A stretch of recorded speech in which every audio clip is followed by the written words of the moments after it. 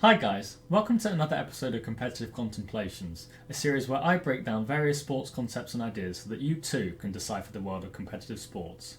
Before we begin, I'll be using real professional examples in this video to illustrate my points. All of these will be taken from Squash TV. If you want 20% off your next Squash TV subscription, then click the link in the description and use the code JATWELL20 on checkout. Squash TV gives you access to watch all the big PSA tournaments live, as well as thousands of replays and highlights from all the matches over the last 15 to 20 years. They also offer insightful documentaries involving top players. I believe that watching top level players and trying to emulate them can make the biggest improvements to your game, so it's definitely worth getting. Today we're going to talk about accumulative pressure. While this concept applies to most sports, I'll frequently use squash as an example as it's familiar to most of my audience. So what is accumulative pressure? In order to understand accumulative pressure, we first have to know what pressure means in this context. Many of you will probably assume I'm talking about pressure in the sense that it's something that is felt when the stakes are high. For example, someone might feel a lot of pressure if they're taking an exam or in the final of a sports tournament. However, the sort of pressure we're looking at today is more of a physical one than a mental or an emotional one. In this context, applying pressure to your opponent means putting them in difficult positions and making it harder for them to respond to you. In squash terms, this could be consistently hitting accurate shots to stretch out your opponent, or volleying a lot to give them less time. The best players will be able to absorb more pressure and flip it back onto you. They're able to hit tight shots off of tight shots or recover when fully stretched with good defensive play. In some ways it becomes a sort of chess-like battle of questions and answers where both players are asking questions of each other until someone fails to respond. The issue in squash is that at a higher level, individual shots don't win points. The reason for this is that people's speed and retrieval gets so good that as long as they're in a good position on the court, they'll be able to get any shot back unless it's a rolling nick. This means that it's necessary to get your opponent out of position before being able to attack effectively. If you don't do this, not only will a good player be able to retrieve your shot, they'll also be able to counter it and put you under pressure as you'll be the one out of position. So how can we outmaneuver our opponent? This is where the concept of accumulative pressure comes into play. Another term people often use to describe this is turning the screw. The idea of this is that pressure builds up over time and it equates to a sort of snowball effect. I want you to imagine a snowball rolling down a hill. The further it rolls, the bigger it gets. The bigger it gets, the faster it rolls, which therefore increases its size even quicker. This exponential growth is similar to how accumulative pressure works. Now imagine this in a squash scenario. If I hit a really tight shot, my opponent's next shot is more likely to be weaker and more predictable. This makes it even easier for me to hit an even tighter or better shot next, or take it earlier.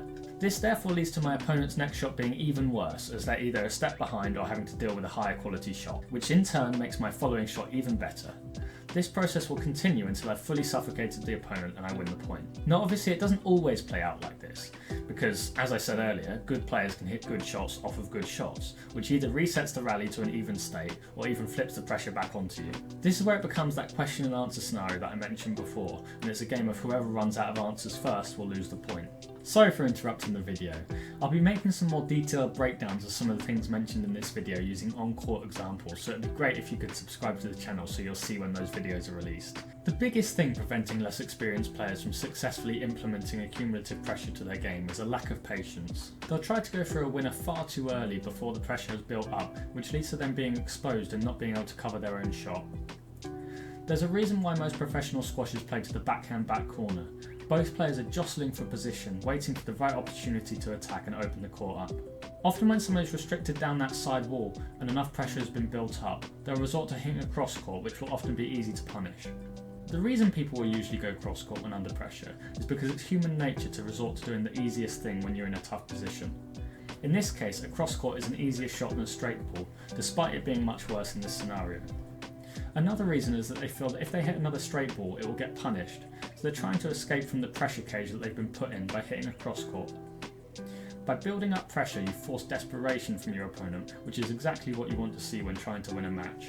Now, while this is a very consistent way of playing squash and is necessary at a high level, there's obviously a spectrum of the way it can be implemented. So far I've mainly mentioned applying pressure at the back of the court due to it not being as easy to be punished for a bad shot. However, aggressive attacking players may apply pressure to the front of the court earlier in the rally with some short, sharp combinations. For example, a straight kill or two-wall burst from the back of the service box area into anticipating the opponent's cross court.